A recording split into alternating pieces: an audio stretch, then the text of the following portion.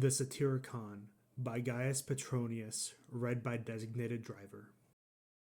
The Satyricon, Chapter the First. Our rhetoricians are tormented by another species of furies when they cry, I received these wounds while fighting for public liberty. I lost this eye in your defense. Give me a guide who will lead me to my children. My limbs are hamstrung and will not hold me up. Even these heroics could be endured if they made easier the road to eloquence. But as it is, their sole gain from this ferment of matter and empty discord of words is that when they step into the forum, they think they have been carried into another world. And it is my conviction that the schools are responsible for the gross foolishness of our young men, because in them they see or hear nothing at all of the affairs of everyday life, but only pirates standing in chains upon the shores, tyrants scribbling edicts in which sons are ordered to behead their own fathers, responses from oracles delivered in times of pestilence, ordering the immolation of 3 or more virgins, every word a honeyed drop, every period sprinkled with poppy seed and sesame. Chapter the First.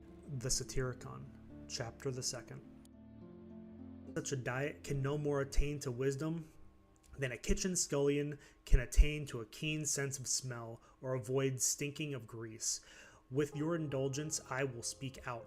You, the teachers, are chiefly responsible for the decay of the oratory. With your well-modulated and empty tones, you have so labored for rhetorical effect that the body of your speech has lost its vigor and died. Young men did not learn set speeches in the days when Sophocles and Euphrates were searching for words in which to express themselves. In the days when Pindar and the 9 lyric poets feared to attempt Homeric verse, there was no private tutor to stifle budding genius. I need not cite the poets for evidence, for I do not find that either Plato or Demosthenes were given to this kind of exercise. A dignified, and if I may say it, a chaste style is neither elaborate nor loaded with ornament. It rises supreme by its own natural purity. This windy and high-sounding bombast is a recent immigrant to Athens from Asia, touched with its breath the aspiring minds of youth, with the effect of some pestilential planet. And as soon as the tradition of the past was broken, eloquence has halted and was stricken dumb. Since that, who has attained the sublimity of Theacides? Who has rivaled the fame of Hyperides? Not a single poem has glowed with a healthy color, but all of them, as though nourished on the same diet, has lacked strength to live to the old age. Painting has also suffered the same fate, with the presumption that the Egyptians have commercialized that incomparable art. He would not permit me to declaim longer in the portico than he himself had sweat in the school, but exclaimed, Your sentiments do not reflect the public taste, young man, and you are a lover of common sense, which is still more unusual. For that reason, I will not deceive you as to the secrets of my profession. The teachers who must gibber with lunatics are by no means to blame for these exercises. Unless they spoke in accordance with the dictates of their young pupils, they would, as Cicero remarks, be left alone in the schools, and, as designing parasites, when they seek invitations to tables of the rich, have in mind nothing except for what will, in their opinion, be most acceptable to their audience. For in no other way can they secure their ends save by setting snares for the ears. So it is with the teachers of rhetoric. They might be compared with the fisherman, who, unless he baits his hook with what he knows is most appetizing to the little fish, may wait all day upon some rock without hopes of a catch. What then is there to do? The parents are unwilling to permit their children to undergo a course of training under strict discipline are the ones who deserve the reproof. In the first place, everything they possess, including the children, is devoted to ambition. Then, that their wishes may the more quickly be realized, they drive these unripe scholars into the forum, in the profession of eloquence, than which none is considered nobler, devolves upon boys who are still in the act of being born. If, however, they would permit a graded course of study to be prescribed in order that studious boys might ripen their minds by diligent readings, balance their judgment by precepts of wisdom, correct their compositions with an unsparing pen, hear at length what they ought to imitate, and be convinced that nothing can be sublime when it is designed to catch the fancy of boys, then the grand style of oratory would immediately recover the weight and splendor of its majesty. Now the boys play in the schools, the young men are laughed at in the forum, and a worse symptom than either, no one in his old age will confess the errors he was taught in his school days, but that you may not imagine that I disapprove of a jingle in the Lucilian manner, I will deliver my opinions in verse.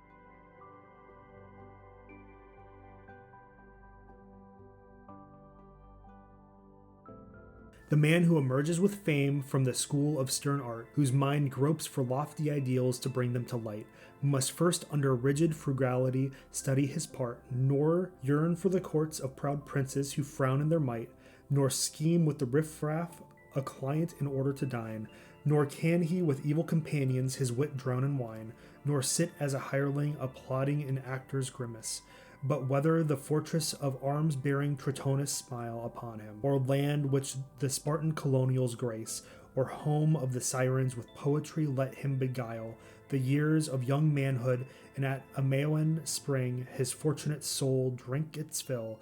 Then, when later the lore of Socrates' school he has mastered the reins, let him fling, and brandish the weapons that mighty Demethus bore, then steeped in the culture and music of Greece, let his taste be ripened and mellowed by all the great writers of Rome. At first let him haunt not the courts, let his pages be graced by ringing and rhythmic effusions composed in his home. Next, banquets and wars be his theme, sung in soul-stirring chant.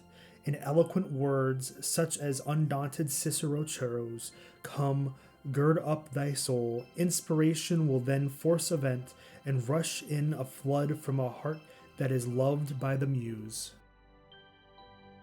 I was listening so attentively to the speech that I did not notice the flight of a Cyclotos, and while I was pacing the gardens engulfed in this flood tide of rhetoric, a large crowd of students came out upon the portico. Having, it would seem, just listened to an extemporaneous declamation of I not know whom, the speaker of which had taken exception to the speech of Agamemnon. While therefore the young men were making fun of the whole sentiments of this last speaker and criticizing the arrangements of the whole speech, I seized the opportunity and went after a Cyclotos on the run. But as I neither held strictly to the road nor knew where the inn was located, wherever I went, I kept coming back to the same place until, worn out with running and long since dripping with sweat, I approached a certain little old woman who sold country vegetables. Please, mother, I wheedled, you don't know where I lodge, do you? Delighted with such humorous affability, what's the reason I don't? She replied. And getting upon her feet, she commenced to walk ahead of me. I took her for a prophetess until when presently we came to a more obscure quarter. The affable old lady pushed aside a crazy quilt and remarked, "Here's where you ought to live." And when I denied that I recognized the house, I saw some men prowling stealthily between the rows of name boards and naked prostitutes. Too late I realized that I had been led into a brothel. After cursing the wiles of the little old hag, I covered my head and commenced to run through the middle of the night house to the exit opposite. And when, lo and behold, whom should I meet on the very threshold but a Cyclotos himself. As tired as I was and almost dead, you would have thought that he had been brought by the same little old hag. I smiled at that, greeted him cordially, and asked him what he was doing in such a scandalous place.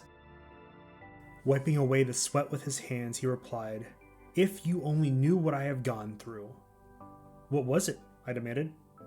"A most respectable-looking person came up to me," he made reply, "while I was wandering all over town and could not find where I had left my inn, and very graciously offered to guide me. He led me through some very dark and crooked alleys to this place, pulled out his tool, and commenced to beg me to comply with his appetite.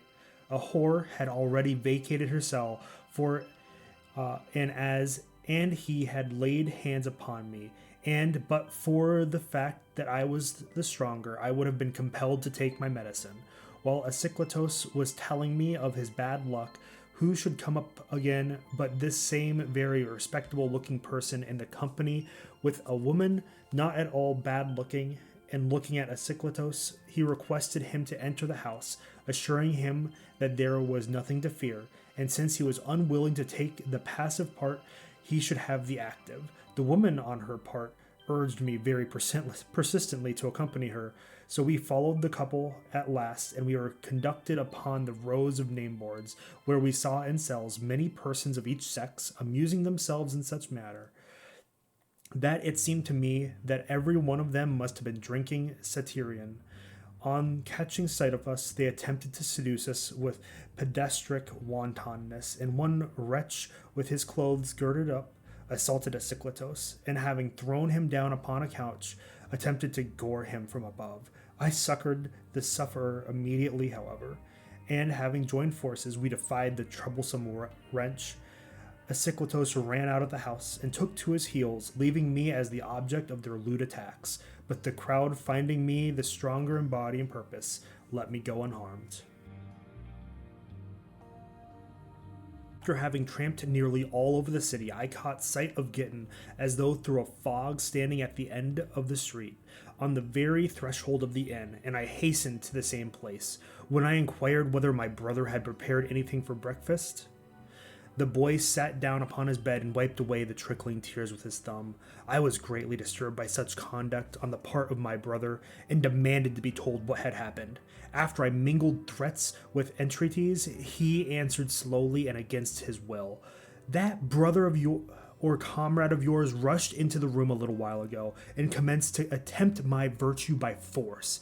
When I screamed, he pulled out his tool and gritted out, 'If you're a Lucretia, you found your Tarquin.' When I heard this, I shook my face into Asclepius's face. 'What have you to say to yourself?' I snarled. 'You rotten, pathetic harlot, whose very breath is infected.'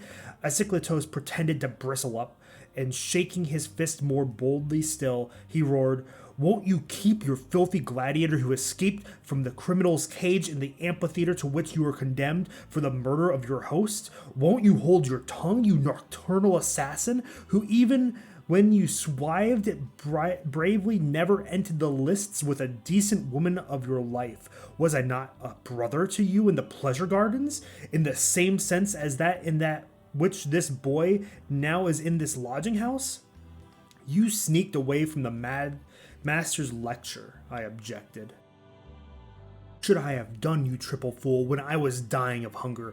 I suppose I should have listened to opinions as much as to the purpose as the tinkle of broken glass or the interpretation of dreams. By Hercules, you are much more deserving of censure than I, you who will flatter a poet so as to get an invitation to dinner.' Then we laughed ourselves out of a most disgraceful quarrel, and approached more peacefully. Whatever remained to be done, but the remembrance of that injury recurred to my mind.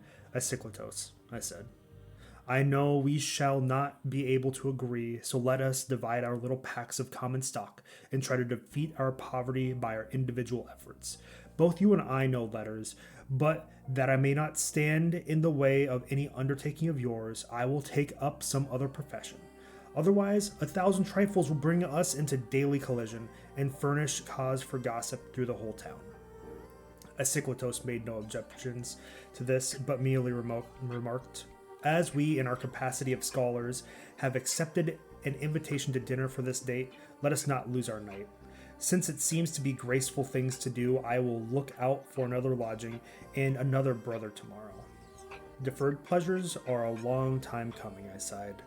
It was lust that made this separation so hasty, for I had for a long time wished to be rid of a troublesome chaperone, so that I could resume my old relations with my Gitten. Bearing this affront with difficulty, Asclepius rushed to my room without an uttering of a word. Such a headlong outburst augured badly, for I well knew his unforgivable temper and his unbridled passion. On this account I followed him out, desirous of fathoming his designs and of preventing their consequences. But he hid himself skillfully from my eyes, and all in vain I searched for him for a long time. After having had the whole town under my eyes, I returned to the little room, and having claimed the kisses which were mine in good faith, I encircled the boys in the closest of embraces, and enjoyed the effect of our happy vows to a point that might be envied. Nor had all the ceremonies been completed when Asclepius stole stealthily up to the outside of the door and vehemently wrenched off the bars, burst in upon me toying with my brother. He filled the little room with his laughter and clapping hands, pulled away the cloak which covered us. "What are you up to now, most sanctimonious brother?" he jeered. "What's going on here? A blanket wedding?" Nor did he confine himself to words, but pulling the strap off his bag, he began to lash me thoroughly, interjecting sarcasms the while. "This is the way you would share with your comrade, is it?" The unexpectedness of the thing compelled me to endure the blows in silence, and to put up with his abuse. So I smiled at my calamity, and very prudently too, as otherwise I should have been put to the necessity of flaying my rival. My pretended good humor soothed his anger, and at last Asclepius smiled as well. "See here, Asclepius," he said, "are you so engrossed with your debaucheries that you do not realize that our money is gone, and that what we have left is of no value? In the summer times are bad in the city. The country is luckier. Let's go and visit our friends." Necessity compelled the approval of this plan, and the repression of any sense of injury as well. So loading Gitten with our packs, we left the city and hastened to the country seat of Lycurgus, a Roman knight. Inasmuch as Asclepius has previously served him in the capacity as brother, he received us royally, and the company there assembled rendered our stay still more delightful. In the first place, there is Tryphenia, a most beautiful woman who had come in the company of Lycus, the master of a vessel and owner of estates near the seashore. Although Lycurgus kept a frugal table, the pleasures we enjoyed in this most enchanting spot cannot be described in words. Of course you know that Venus called upon us all as quickly as possible. The lovely Tryphenia pleased my taste and listened willingly to my vows, but hardly had I had time to enjoy her favors when Lycus, in a towering rage because his preserves had been secretly invaded, demanded that I indemnify him in her stead. She was an old flame of his, so he broached the subject of a mutual exchange of favors. Burning with lust, he pressed suit, but Tryphenia possessed my heart, and I said Lycus nay. But by refusal, however, he was only more ardent, followed me everywhere, entered my room at night, and after his entreaties had met with contempt, he had a recourse to violence against me, at which I yelled so lustily that I aroused the entire household, and by the help of Lycurgus I was delivered from the troublesome assault and escaped. At last, perceiving that the house of Lycurgus was not suitable to this prosecution of his design, he attempted to persuade me to seek his hospitality, and when his suggestions was refused, he made use of Tryphenia's influence over me. She besought me to comply with Lycus's desire, and she did this all the more readily as by she hoped to gain more liberty of action. With affairs in this posture I follow my love, but Lycurgus, who had renewed his old relations with Asclepius, would not permit him to leave. So it was decided that he should remain with Lycurgus, but that we would accompany Lycus. Nevertheless, we had it understood amongst ourselves that whenever the opportunity presented itself, we would each pilfer whatever we could lay hands upon for the betterment of the common stock. Lycus was highly delighted with my acceptance of his invitation and hastened our departure. So bidding our friends goodbye, we arrived at his place on the very same day. Lycus had so arranged matters that on the journey he sat beside me while Tryphenia was next to Gitten. the reason for this being his knowledge of the woman's notorious inconsistency. Nor was he deceived, for she immediately fell in love with the boy, and I easily perceived it. In addition, Lycus took the trouble of calling my attention to the situation and laid stress upon the truth of what we saw. On this account, I received his advances more graciously, at which he was overjoyed. He was certain that contempt would be engendered from the inconsistency of my new sister, with the result that, being piqued at Tryphenia, I would all the more freely receive his advances. Now this was the state of affairs. At the house of Lycus, Tryphenia was desperately in love with Gitten. Gitten's whole soul was aflame for her. Neither of them was a pleasing sight to my eyes, and Lycus, studying me to please me, arranged novel entertainments each day, which Doris, his lovely wife, seconded to the best of her ability, and so gracefully that she soon expelled Tryphenia from my heart. A wink of the eye acquainted Doris of my passion. A coquettish glance informed me of the state of her heart, and this silent language, anticipating the office of the tongue, secretly expressed the longing of our souls, which we had both experienced at that same instant. The jealousy of Lycus, already well known to me, was the cause of my silence, but love itself revealed to the wife the designs which Lycus had upon me. At our first opportunity of exchanging confidences, she revealed to me what she had discovered, and I candidly confessed, telling her of the coldness with which I had always met his advances. The far-sighted woman remarked that it would be necessary for us to use our wits. It turned out that her advice was sound, for I soon found out that complacency to the one meant possession of the other. Gitten in the meantime was recruiting his exhausted strength, and Tryphenia turned her attention to me, but meeting with a repulse, she flounced out in a rage. The next thing this burning harlot did was to discover my commerce with both husband and wife. As for his wantonness with me, she flung that aside, as by it to Lucas, who, his jealousy proving stronger than his lust, took steps to get revenge.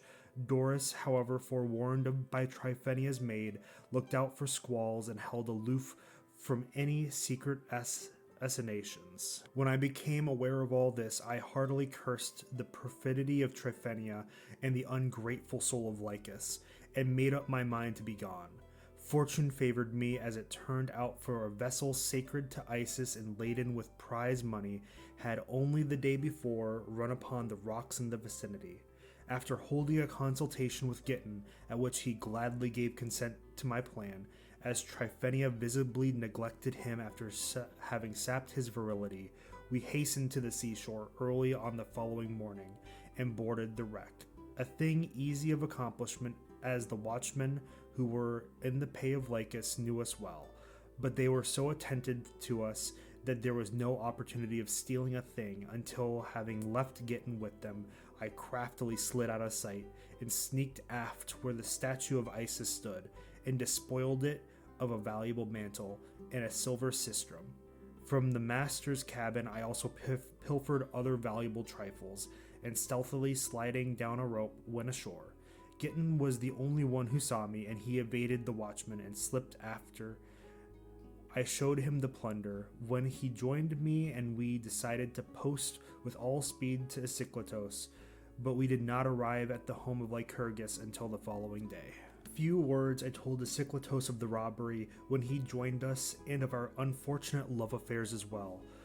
He was for possessing the mind of Lycurgus in our favor, naming the increasingly wantonness of Lycus as the cause of our secret, and sudden change of habitation when Lycurgus had heard everything. He swore that he would always be a tower of strength between us and our enemies. Until Tryphenia and Doris were awake and out of bed, our flight remained undiscovered, for we paid them the homage of daily attendance at the morning toilet. When our unwanted absence was noted, Lycus sent out runners to comb the seashore, for he suspected that we had been to the wreck, but he was still unaware of the robbery, which was yet unknown because the stern of the wreck was lying away from the beach, and the master had not as yet gone back aboard. Lycus flew into a towering rage when our flight was established for certain, and railed bitterly at Doris, whom he considered as the moving factor in it. Of the hard words and the beating he gave her, I will say nothing, for the particulars are not known to me, but I will affirm that Tryphenia, who is the sole cause of the unpleasantness, persuaded Lycus to hunt for his fugitives in the house of Lycurgus, which was our probable sanctuary. She volunteered to accompany him in person so that she could load us with the abuse which we deserved at her hands. They set out on the following day and arrived at the estate of Lycurgus, but we were not there, for he had taken us to a neighboring town to attend the feast of Hercules, which was there being celebrated. As soon as they found out about this, they hastened to take to the road and ran right into us in the portico of the temple. At the sight of them, we were greatly put out, and Lycus held forth violently with Lycurgus upon the subject of our flight, but he was met with raised eyebrows and such a scowling forehead that I plucked up the courage, in a loud voice, passed judgment upon his lewd and base attempts and assaults upon me, not in the house of Lycurgus alone, but even under his own roof. And as for the meddling Tryphenia, she received her just deserts. For at great length I described her moral turpitude to the crowd. Our altercations had caused a mob to collect, and to give weight to my argument, I pointed to the limb-hammed Gitten, drained dry as if were, and to myself reduced almost to skin and bones by the raging lust of that nymphomaniac harlot.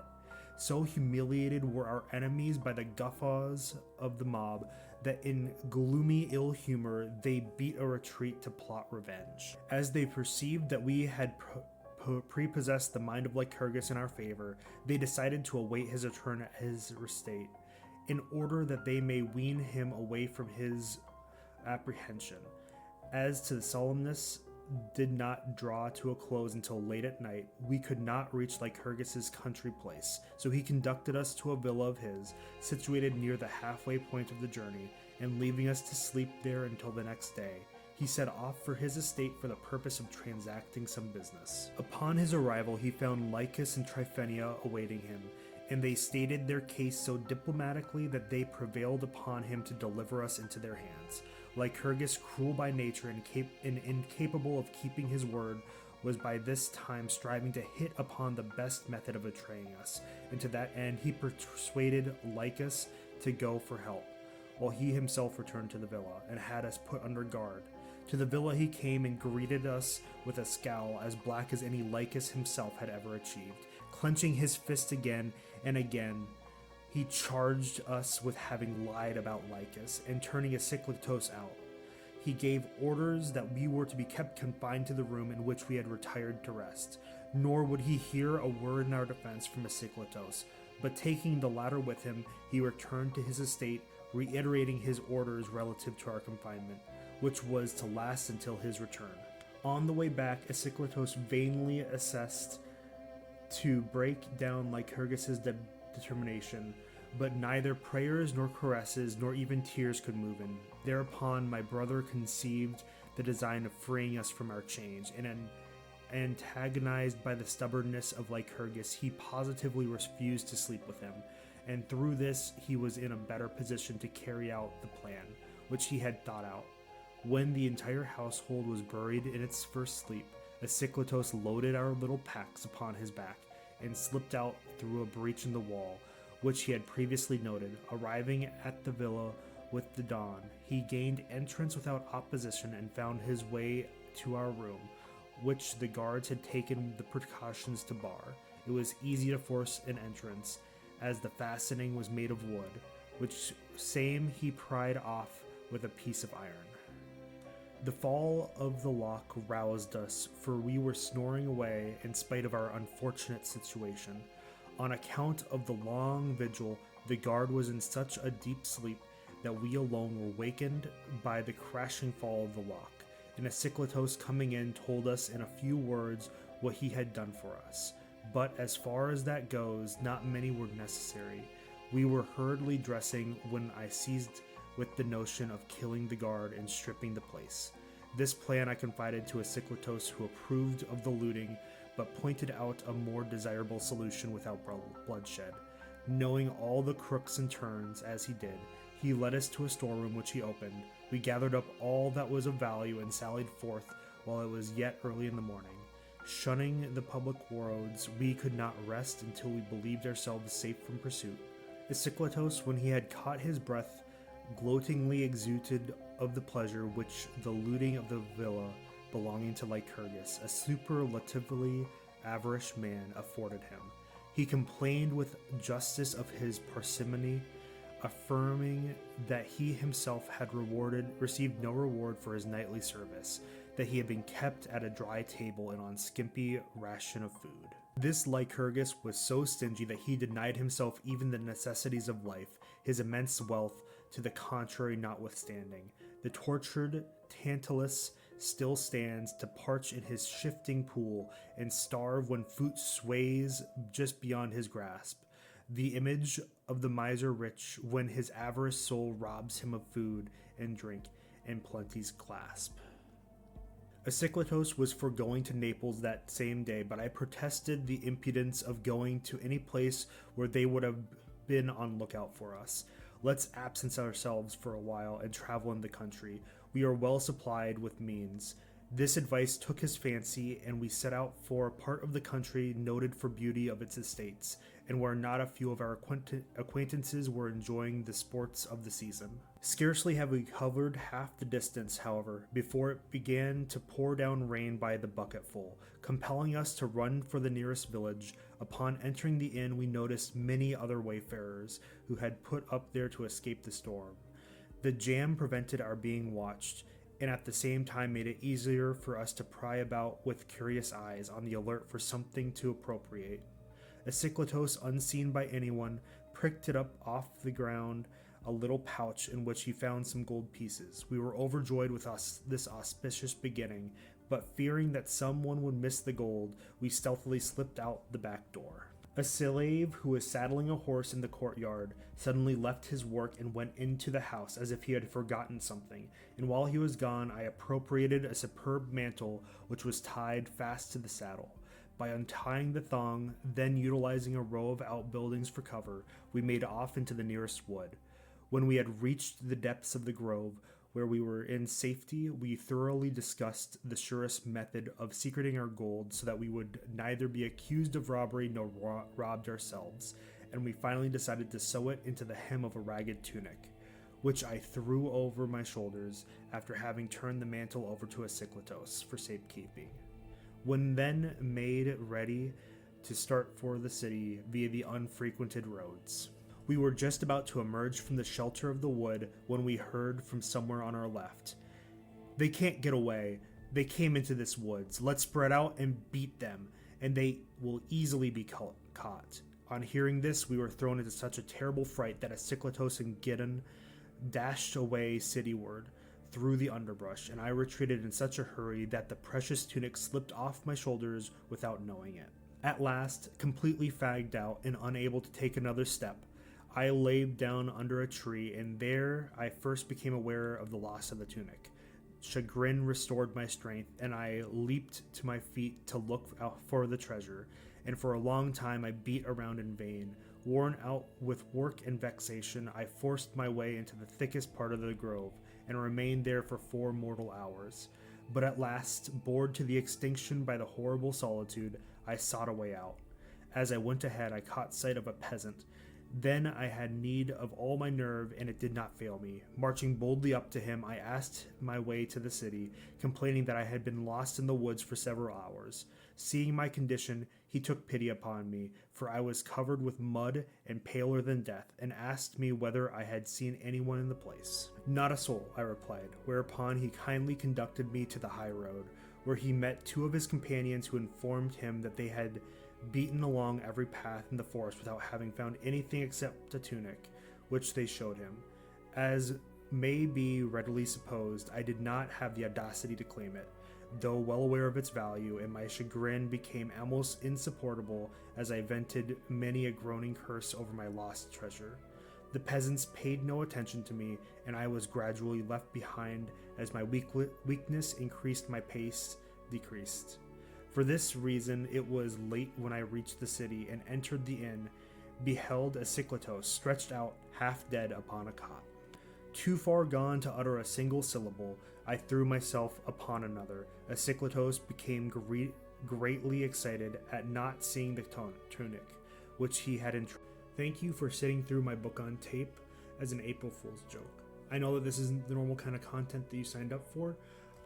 I don't have very many subscribers right now. I thought I would try my hand at something different. There will be a follow-up video afterwards that is slightly satirical based off this one, but by and large, I enjoyed reading the book to people, and I will probably finish out the first part up to chapter 26. Thank you.